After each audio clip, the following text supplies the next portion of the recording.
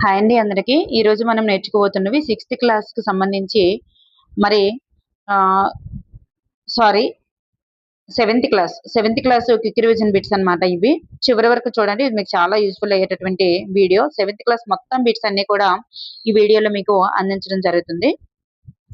ఇక్కడ first bit కనుక మనం చూసుకున్నట్లయితే మొక్కలు తమ ఆహారాన్ని తామే స్వయంగా తయారు చేసుకునేటటువంటి విధానాన్ని కలిగి ఉంటాయి. మరి ఈ విధానానికి గల పేరేంటి?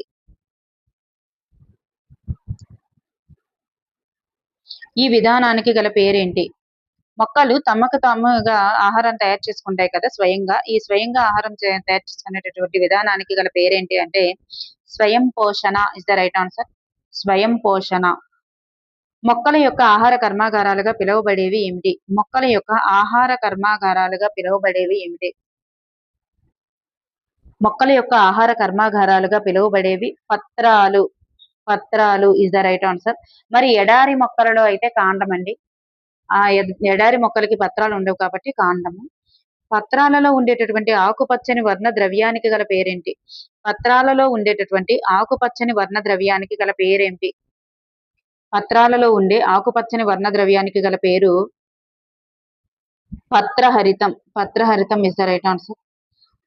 కిరణజన్య సంయోగ క్రియకు అవసరం కాని పదార్థం ఏమిటి? కిరణజన్య సంయోగ క్రియకు అవసరం కాని పదార్థం. మరి కార్బన్ డైఆక్సైడ్ CO2 అవసరం, పత్రహరితం అవసరం, ఆక్సిజన్ అవసరం. చూడండి, ఆక్సిజన్ అవసరం కాదు, కార్బన్ డైఆక్సైడ్ అవసరం కదా. నీరు మరియు సూర్యరశ్మి అవసరం. మరి ఆక్సిజన్ ని రిలీజ్ చేస్తుంది, కార్బన్ డైఆక్సైడ్ తీసుకొని ఆక్సిజన్ రిలీజ్ చేస్తుంది కాబట్టి ఆక్సిజన్ అనేటటువంటిది అవసరం కాదు. మొక్కలకు ఖనిజ లవణాలను అందించేవి ఏమిటి? మొక్కలకు ఖనిజ లవణాలని అందించేవి ఏంటి అంటే వేర్లండి. మొక్క ఇట్లా ఉంటే వేర్ల ద్వారానే ఖనిజ లవణాలు మరియు పోషక పదార్థాలు అనేటటువంటి ఖనిజ లవణాలు, ఖనిజ లవణాలు మరియు నీరు మరియు ఖనిజ లవణాలు అనేటటువంటి వేర్ల ద్వారానే కాండము మరియు ఇతర భాగాలకు సరఫరా అవుతుంది అనమాట. ఖనిజ లవణాలు మరియు నీరు అనేది వేర్ల ద్వారానే సరఫరా అవుతుంది. పత్రరంధ్రాలు వీటిచే ఆవరించబడి ఉంటాయి. పత్రరంధ్రాలు వీటిచే ఆవరించబడి ఉంటాయి. రక్షక కణాలచే ఆవరించబడి ఉంటాయి. పత్రరంధ్రాలు రక్షక కణాలచే ఆవరించబడి ఉంటాయి. భూమిపై గల సమస్త జీవరాశులకు అంతిమమైనటువంటి శక్తి వనరు ఏది? భూమిపై గల సమస్త జీవరాశులకు అంతిమమైనటువంటి శక్తి వనరు ఏది? సూర్యుడు ఇస్ ద రైట్ ఆన్సర్. ఎడారి మొక్కలలో కిరణజన్య సంయోగ క్రియ జరిగేటటువంటి భాగం ఏమిటి? ఎడారి మొక్కలలో కిరణజన్య సంయోగ క్రియ జరిగేటటువంటి భాగం కాండము. ఆకుపచ్చని రంగుని కలిగి ఉండి కిరణజన్య సంయోగ క్రియ ద్వారా తమ ఆహారాన్ని తామే తయారు చేసుకునేవి ఏమిటి? అవి ఆకుపచ్చ రంగును కూడా కలిగి ఉంటాయి. కిరణజన్య సంయోగ క్రియ ద్వారా తన ఆహారాన్ని తామే తయారు చేసుకుంటాయి. అవి ఏంటి? శైవలాలు ఇస్ ద రైట్ ఆన్సర్. ప్రోటీన్లలో ఉండేటటువంటి ముఖ్యమైన పదార్థం ఏమిటి? ప్రోటీన్లలో ఉండేటటువంటి ముఖ్యమైన పదార్థం ఏమిటి? నైట్రోజన్. ప్రోటీన్లలో ఉండేటటువంటి ముఖ్యమైన పదార్థం ఏంటి అంటే నైట్రోజన్. క్రింది వానిలో పసుపు వర్ణంలో ఉండేటటువంటి సన్నని నాళాల వంటి కాండం కలిగిన పరాన్న జీవి మొక్కకి ఉదాహరణ ఏంటి? క్రింది వానిలో పసుపు వర్ణంలో ఉండే సన్నని నాళాలు వంటి కాండం కలిగిన పరాన్న జీవ మొక్కకి ఉదాహరణ ఏంటి? బంగారు తీగ. పసుపు వర్ణంలో ఉంటుంది, సన్నని నాళాలు కలిగి ఉంటుంది, సన్నని నాళాల వంటి కాండం కలిగి ఉంటుంది. పరాన్న జీవ మొక్క బంగారు తీగ. క్రింది వానిలో పూజా రూపాంతరం చెందినటువంటి పత్రాలను కలిగినటువంటి మొక్క ఏది? దాని యొక్క పత్రం ఎట్లా ఉంటుందంటే పూజాలా ఉంటుందంట. ఇలా పూజాలా రూపాంతరం చెందినటువంటి పత్రాలు కలిగిన మొక్క ఏది? నెపంతిస్. లైకెన్స్ అనగా వీటి కలయిక.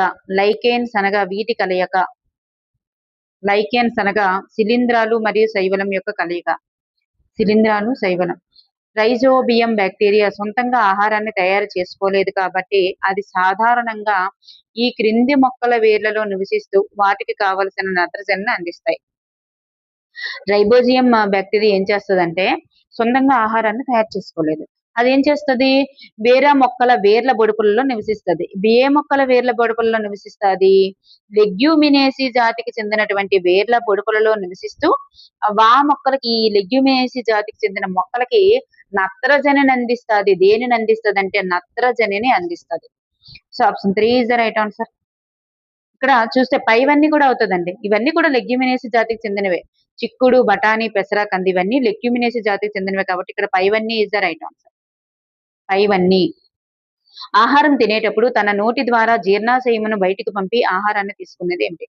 ఆహారం తినేటప్పుడు ఏం చేస్తుందంట? తన జీర్ణాశయాన్ని నోటిలో నుంచి బయటికి పంపిస్తుందంట.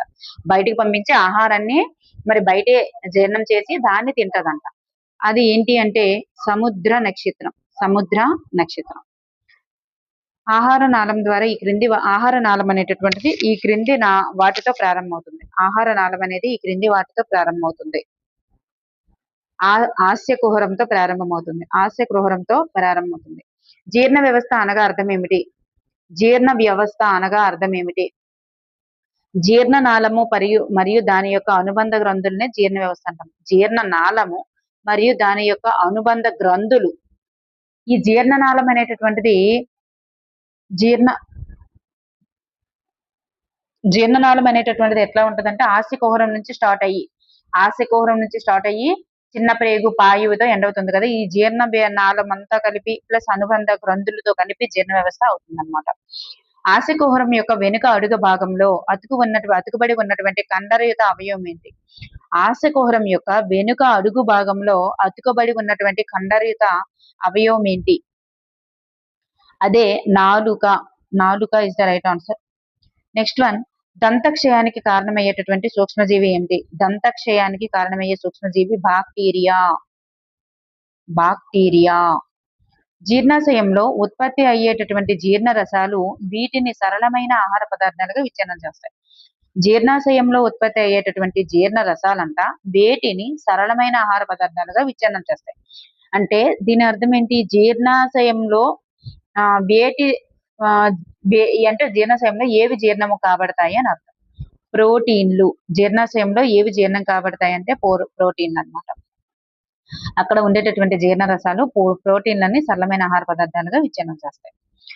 మానవ శరీరంలో ఉన్నటువంటి అతి పెద్ద గ్రంథి ఏది? మానవ శరీరంలోని అతి పెద్ద గ్రంథి ఏది? కాలేయం అనేటటువంటిది మానవ శరీరంలో ఉండే అతి పెద్ద గ్రంథి. నెక్స్ట్ వన్, జీర్ణాశయం క్రింది భాగంలో ఒక విశాలమైనటువంటి మీగడ వర్ణం గల గ్రంథి ఏది? మీగడ వర్ణం గల గ్రంథి ఏది? క్లోమం. జీర్ణాశయంలో విశాలమైనటువంటి మేఘడ వర్ణం గల గ్రంథి ఏది అంటే క్లోమం. కార్బోహైడ్రేట్లు, ప్రోటీన్లు, క్రొవ్వులపై. కార్బోహైడ్రేట్లు, ప్రోటీన్లు, క్రొవ్వులు ఈ మూడింటిపైన చర్య జరిపి వాటిని సరళ పదార్థంలోనికి మార్చేవి ఏమిటి? చూడండి, ఈ మూడింటిపైన చర్య జరిపి వాటిని సరళ పదార్థంలోనికి సరళ రూపంలోనికి మార్చేవి ఏమిటి? ఏంటి అంటే మూడింటిపైన చర్య జరిపేది ఏంటి అంటే క్లోమరసం. క్లోమరసం అనేటటువంటిది మూడింటిపైన చర్య జరుపుతుంది. ఏ ఒక్కటి కాదు, మూడింటిపైన చర్య జరుపుతుంది. స్వాంగీకరణం అనేటటువంటి ప్రక్రియ జరిపే భాగం ఏంటి? స్వాంగీకరణం అనేటటువంటి ప్రక్రియ జరిగే భాగం ఏంటి? ఈ ప్రక్రియ జీర్ణాశయంలో జరుగుతుంది. జీర్ణాశయం. నెక్స్ట్ వన్, ఓఆర్ఎస్ అనగా అర్థం ఏమిటి? ORS oral rehydration solution. Oral rehydration solution.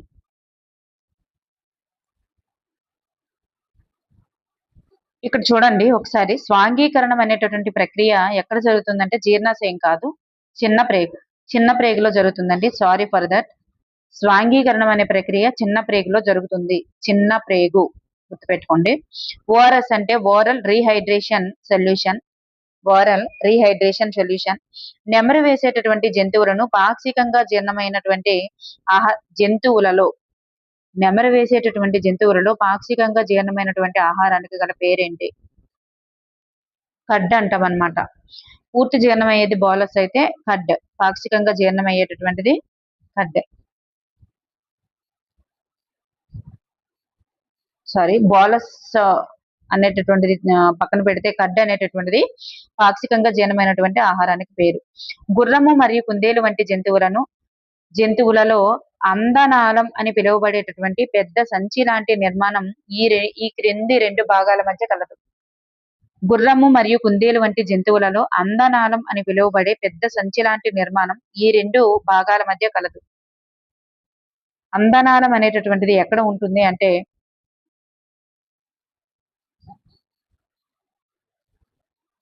So the right answer is ఆహారవాహిక చిన్న ప్రేగుకి. ఆహారవాహిక చిన్న ప్రేగు ఈజ్ ద రైట్ ఆన్సర్. ఆహారవాహిక చిన్న ప్రేగు is the right answer. Next one, చెరువు నీటిలో ఎక్కువగా కనిపించేటటువంటి ఏకకణ జీవి ఏమిటి? చెరువు నీటిలో ఎక్కువగా కనిపించేటటువంటి ఏకకణ జీవి అమీబా. అందుకే మనకి ఎక్కువగా విరోచనాలు, నేల విరోచనాలకు కారణమైనటువంటిది అమీబా అవుతుందన్నమాట. Next pseudopodia.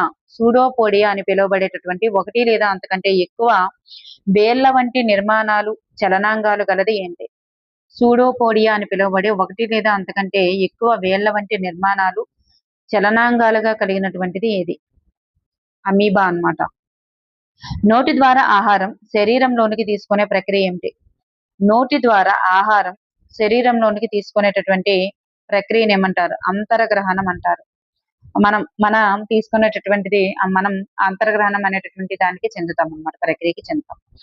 నెక్స్ట్ వన్, జీర్ణం కాని ఆహారం నుండి నీరు ప్రధానంగా ఇందులో శోషించబడుతుంది. జీర్ణం కాని ఆహారం నుంచి నీరు ప్రధానంగా ఇందులో శోషించబడుతుంది. పెద్ద ప్రేగులో శోషించబడుతుంది. జీర్ణం కాని ఆహారం నుంచి నీరంతా కూడా ప్రధానంగా ఎక్కడ శోషించబడుతుంది అంటే పెద్ద ప్రేగులో. నెక్స్ట్ వన్, క్రింది వానిలో 1.5 మీటర్ల పొడవు కలిగినది ఏది? 1.5 మీటర్ల పొడవు కలిగినది ఏది? పెద్ద ప్రేగు 1.5 మీటర్ల పొడవు కలిగి ఉంటుంది. గాయపడిన అలెక్సిస్ సెయింట్ మార్టిన్. గాయపడిన అలెక్సిస్ సెయింట్ మార్టిన్ అనేటటువంటి వ్యక్తి జీర్ణాశయంపై పరిశోధనలు చేసింది.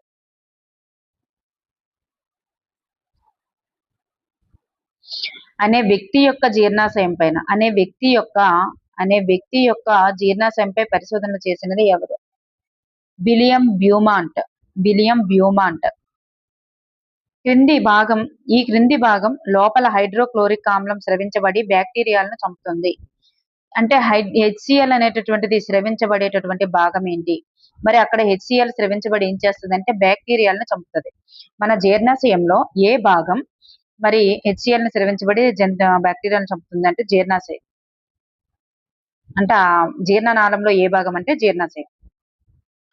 క్రింది వానిలో సరికానిది ఏది? క్రింది వానిలో సరికానిది ఏది? ఇక్కడ చూస్తే అమీబా ఆహార రిక్తిక, క్లోమం పైత్యరసం అనేటటువంటిది రాంగం. క్లోమం క్లోమరసమే.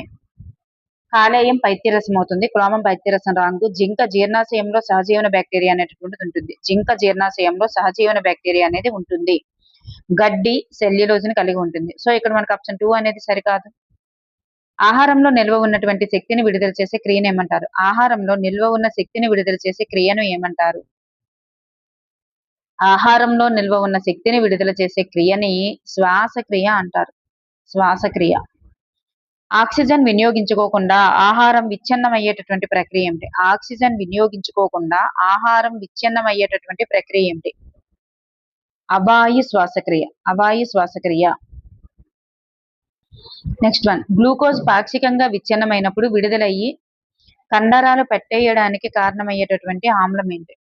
గ్లూకోజ్ పాక్షికంగా విచ్ఛిన్నమైనప్పుడు అంటే గ్లూకోజ్ సగం జీర్ణం అవ్వడం, గ్లూకోజ్ సరిగా జీర్ణం అవ్వలేనప్పుడు విడుదలయ్యి కండరాలు పట్టేయడానికి కారణమయ్యేటటువంటి ఆమ్లం ఏంటి? లాక్టిక్ ఆమ్లం. కండరాల నొప్పులకు కారణమయ్యేటటువంటిది లాక్టిక్ ఆమ్లం అన్నమాట.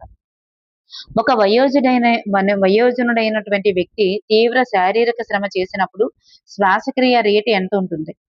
ఒక వయోజనుడైనటువంటి వ్యక్తి తీవ్ర శారీరక శ్రమ చేసినప్పుడు శ్వాసక్రియ రేటు 25 సార్లు ఉంటుంది.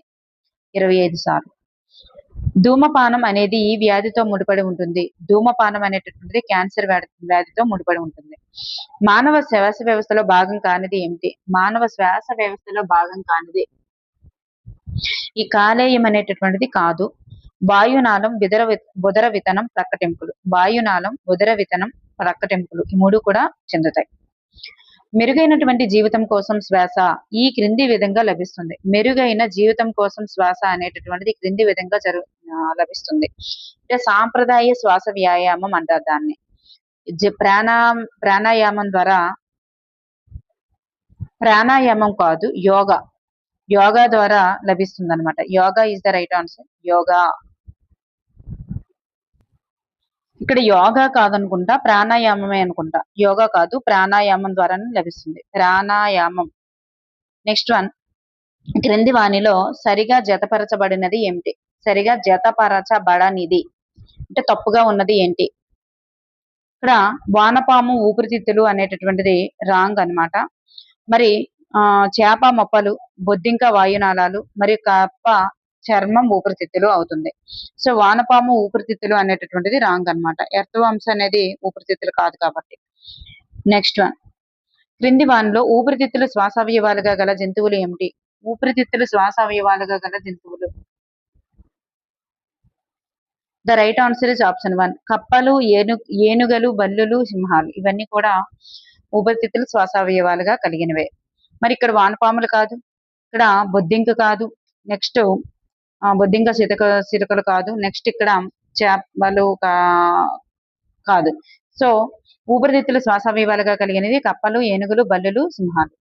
శరీరానికి ప్రక్క భాగాలలో ఉండేటటువంటి చిన్న రంధ్రాలు గల శ్వాస రంధ్రాలు కలిగి ఉండేవి ఏంటి? శరీరానికి పక్క భాగాలలో ఉండే పక్క భాగాలలో చిన్న రంధ్రాలు కలిగిన శ్వాస రంధ్రాలు కలిగి ఉండేవి ఏమిటి? కీటకాలు. నెక్స్ట్ వన్, అవాయు శ్వాసక్రియ జరిపేటటువంటి ఏకకణ జీవి ఏమిటి? అవాయు శ్వాసక్రియ జరిపే ఏకకణ జీవి ఈస్టులు. పొలవి పెట్టడం అనేది అవాయు శ్వాసక్రియ అంటాం కదా, అదే అన్నమాట. మన శరీరంలోనికి ప్రవేశించేటటువంటి హానికర సూక్ష్మజీవులతో పోరాడేటటువంటి రక్త కణాలు ఏమిటి? మన శరీరంలోనికి ప్రవేశించే హానికర సూక్ష్మజీవులతో పోరాడేటటువంటి రక్త కణాలు ఏమిటి? తెల్ల రక్త కణాలు. నీటిలో కరిగిపోయే అమోనియా వంటి వ్యర్థ పదార్థాలు విసర్జించేవేమిటి? నీటిలో కరిగిపోయే అమోనియా వంటి వ్యర్థ పదార్థాలు విసర్జించేవి చేపలు ఇస్ ద రైట్ ఆన్సర్. చేపలు. గుర్తుపెట్టుకోండి చేపలని. ఎడారి మొక్కల బాష్పోత్సేకం సమయంలో నీటి ఆవిరి రూపంలో బయటికి పంపించేటటువంటి భాగం ఏంటి? బాష్పోత్సేక ప్రక్రియ జరిపేటటువంటిది ఏది అని అర్థం దీనికి. ఎడారి మొక్కలు బాష్పోత్సేకం సమయంలో నీటిని ఆవిరి రూపంలో బయటికి పంపించేటటువంటి భాగం ఏది అంటే కాండం. మామూలుగా అయితే మామూలు మొక్కలు బాష్పోత్సేక ప్రక్రియ పత్రాల్లో జరిగితే ఎడారి మొక్కల్లో మాత్రం బాష్పోత్సేక ప్రక్రియ కాండంలో జరుగుతుంది. విశ్రాంతిలో ఉన్న వ్యక్తి సాధారణంగా నిమిషానికి నాడీ స్పందనల సంఖ్య ఎంత? విశ్రాంతిలో ఉన్నటువంటి వ్యక్తిలో సాధారణంగా నిమిషానికి నాడీ స్పందనల సంఖ్య ఎంత? 72 నుంచి 80. ఆక్సిజన్ అధికంగా ఉన్నటువంటి రక్తాన్ని ఊపిరితిత్తుల నుండి గుండెకి తీసుకువెళ్లేది ఏంటి? ఆక్సిజన్ అధికంగా ఉన్నటువంటి రక్తాన్ని ఊపిరితిత్తుల నుంచి గుండెకి తీసుకువెళ్లేది పుప్పుస సిర. మూత్ర విసర్జన వ్యవస్థలో భాగం కానిది ఏమిటి?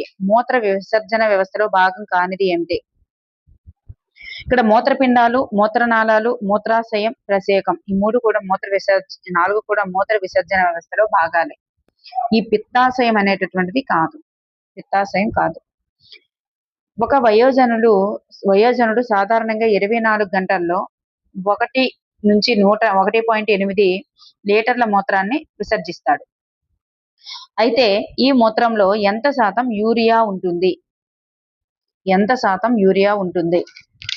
2.5% యూరియా ఉంటుంది. నెక్స్ట్ వన్, మొక్కలోకి నీరు మరియు పోషకాల రవాణా కొరకు ఉన్నటువంటి ప్రసరణ కణజాలానికి పేరేంటి? నీరు మరియు పోషకాల రవాణాకు కొరకు ఉండేటటువంటి ప్రసరణ కణజాలానికి గల పేరు దారువు అంటాం దాన్ని. దారువు. రక్త ప్రసరణ వ్యవస్థను కనుగొన్నటువంటి ఆంగ్ల వైద్యుడు ఎవరు?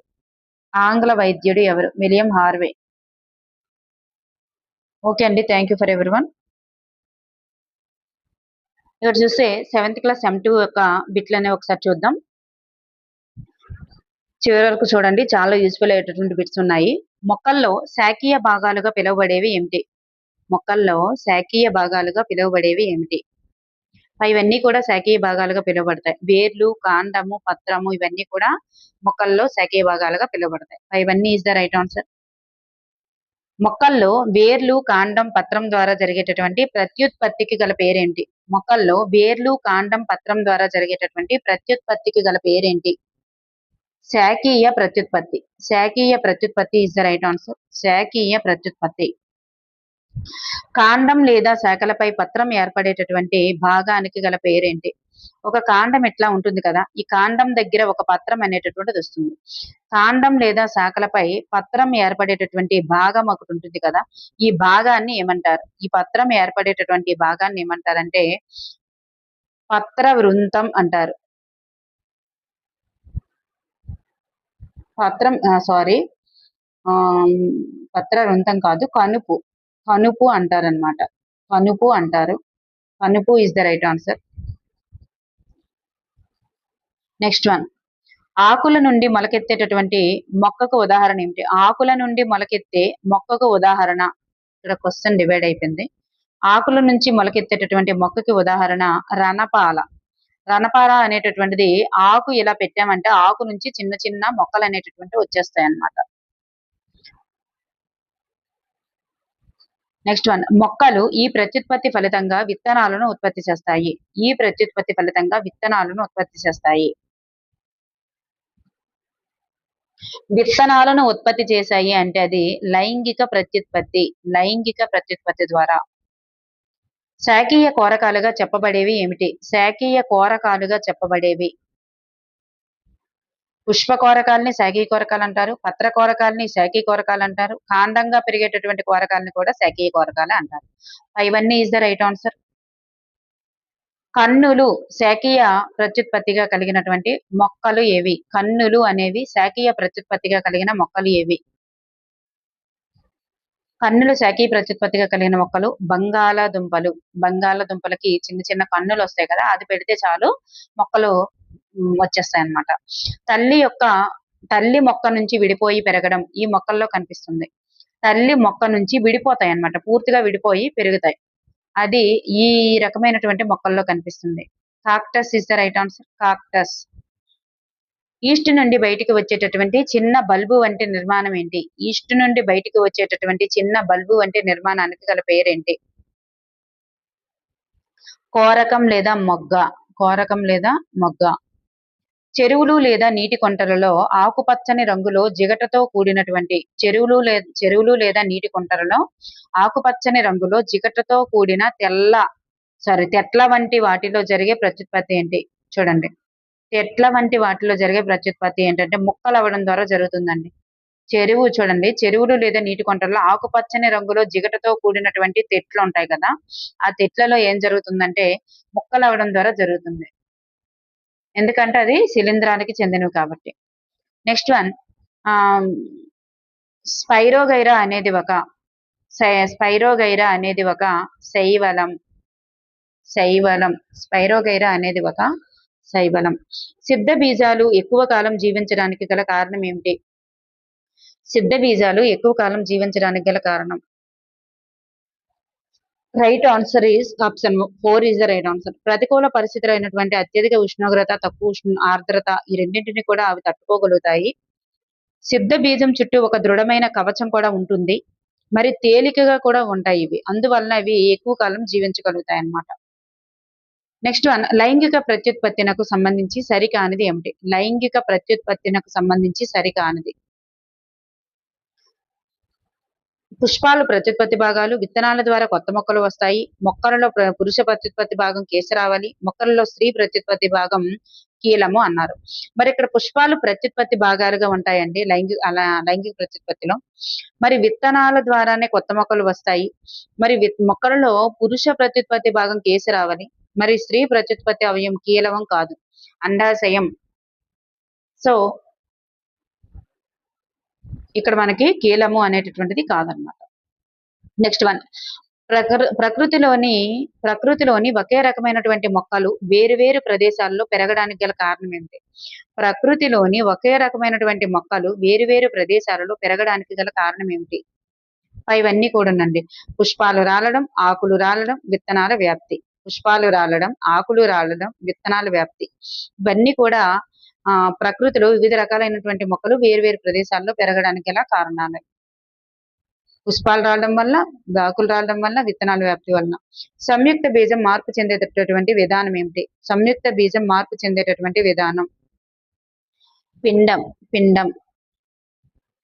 విత్తనాల వ్యాప్తి వలన మొక్కలు వీటి కొరకు జరిగే తీవ్రమైన పోటీని నివారించుకోగలుగుతాయి. విత్తనాల వ్యాప్తి జరిగిందనుకోండి, విత్తనాల వ్యాప్తి వలన మొక్కలు వేటి కొరకు జరిగే తీవ్రమైన పోటీని నివారించుకుంటాయి. చూడండి, విత్తనాల వ్యాప్తి జరిగింది అనుకోండి, ఒకే దగ్గర విత్తనాలు పడిపోతే అక్కడ ఎక్కువ మొక్కలు పుట్టిపోయి ఏమవుతుంది, మొక్కలన్నీ గుమిగూడిపోవడం, సూర్యరశ్మి సరిగా తగలిపోవడం, కొత్త జాతులన్నీ ఆక్రమణలా ఫీల్ అవ్వడం, అట్లాంటివి జరుగుతాయి కదా. ఇలాంటి వాటన్నింటివి కూడా నివారణ జరుగుతుంది, అంటే వాటన్ని కూడా తగ్గుతాయి అన్నమాట. ఈ విత్తనాలు వ్యాప్తి చెంది అటు ఇటుగా విత్తనాలు జరగడం వల్ల విత్తనాలు గుమిగూడడం తగ్గుతుంది, మొక్కల్ని సూర్యరశ్మి మరియు ఇతర ఖనిజాల కోసం పోటీ పడడానికి తగ్గుతుంది, మరి కొత్త జాతుల ఆక్రమణలు కూడా తగ్గుతుంది. సో ఇవన్నీ ఇస్ ద రైట్ ఆన్సర్. గాలి ద్వారా విత్తన వ్యాప్తి జరిగేటటువంటి మొక్కలు కానిది ఏమిటి? గాలి ద్వారా విత్తన వ్యాప్తి జరిగే మొక్కలు కానివి. మరి గాలి ద్వారా విత్తన వ్యాప్తి జరిగేటటువంటి మొక్కలు ఏంటంటే మునగ మరియు మేపిళ్ళు, గడ్డి జాతి మొక్కలు, జిల్లేడు, అలాగే పొద్దుతిరుగుడు, ఆకు, ఇవన్నీ కూడా గాలి ద్వారా విత్తనాలు వ్యాప్తి చెందేటటువంటి మొక్కలే.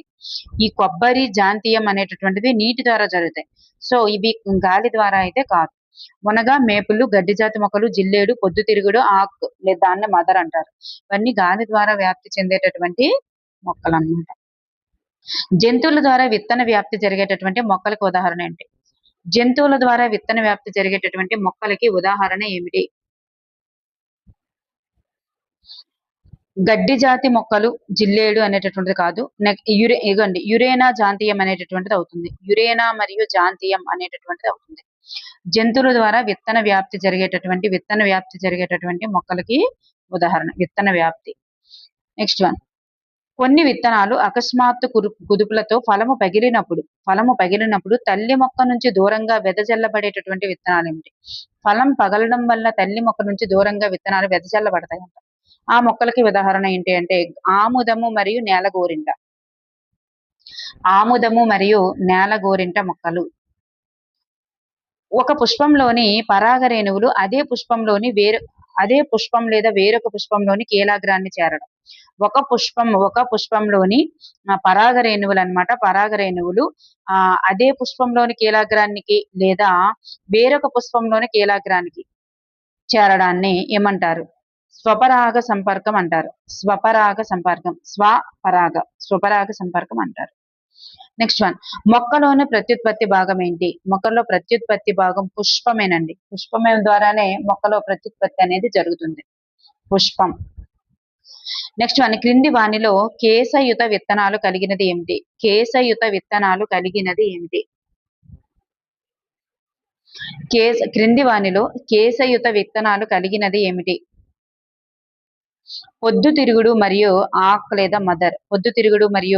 లేదా మదర్ అనేటటువంటివి కేశయుత విత్తనాలు కలిగినవి, అంటే అవి గాలి ద్వారా వ్యాప్తి చెందుతాయి.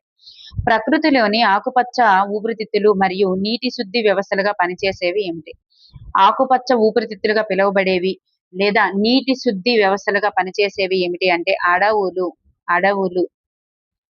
నెక్స్ట్ వన్, అడవులలో పెరిగే వృక్షాలకు ఉదాహరణ ఏమిటి?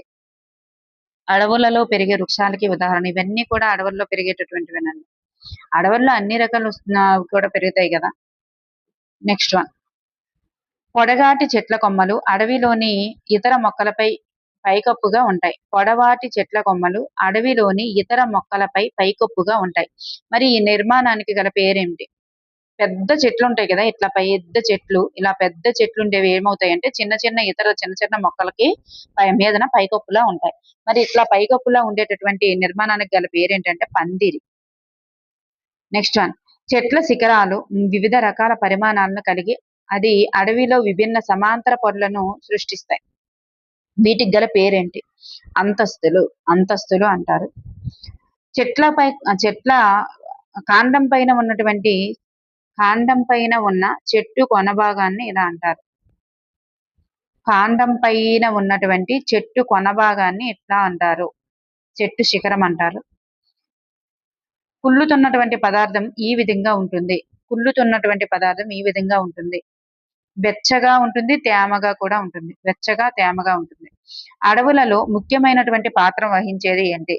అడవులలో ముఖ్యమైనటువంటి పాత్ర వహించేది ఏమిటి? మరియు చనిపోయిన మొక్కలు మరియు జంతువులను హ్యూమస్ గా మార్చే సూక్ష్మజీవి ఏమిటి? అడవులలో ముఖ్యమైన పాత్ర పోషించేవి ఏమిటి? మరియు చనిపోయిన మొక్కలు మరియు జంతువులను హ్యూమస్ గా మార్చే సూక్ష్మజీవులు ఏమిటి అంటే వాటిని విచ్ఛిన్నకారులు అంటారు. అడవుల్లో ముఖ్యమైన పాత్ర పోషిస్తాయి అవి.